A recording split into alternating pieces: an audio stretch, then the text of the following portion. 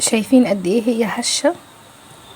عايزه اقول لكم تحفه زي ما انتم شايفين كده.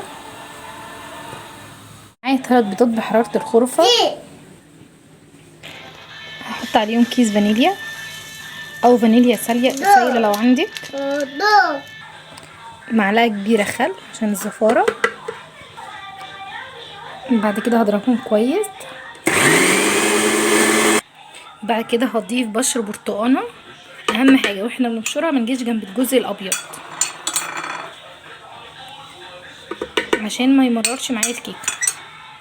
وهضيف كوبايه عصير برتقان فريش،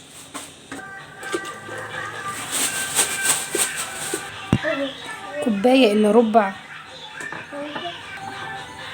زيت، اهم حاجه الزيت يكون زيت نوع نضيف معايا، كوبايه وربع سكر،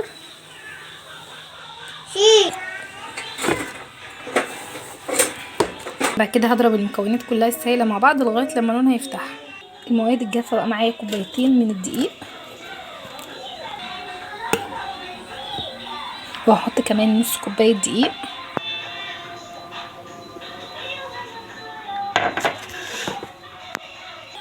معلقتين كبار من النشا، معلقه ونص من البيكنج باودر، ذره ملح، واقلب بقى كل المكونات الجافه كده وهندخلها. بعد كده هضيف بقى المكونات السايله كلها على الجافه،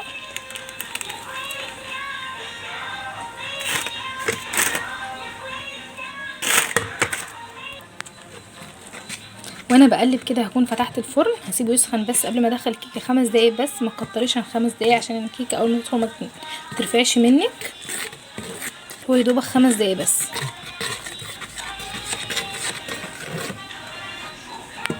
بعد كده دي صينيه مقاسها 24 مدهونه بزيت ودقيق، هنزل بقى عليها بالخليط، هضربها كده ضربتين عشان تفرغ الهواء اللي جواها.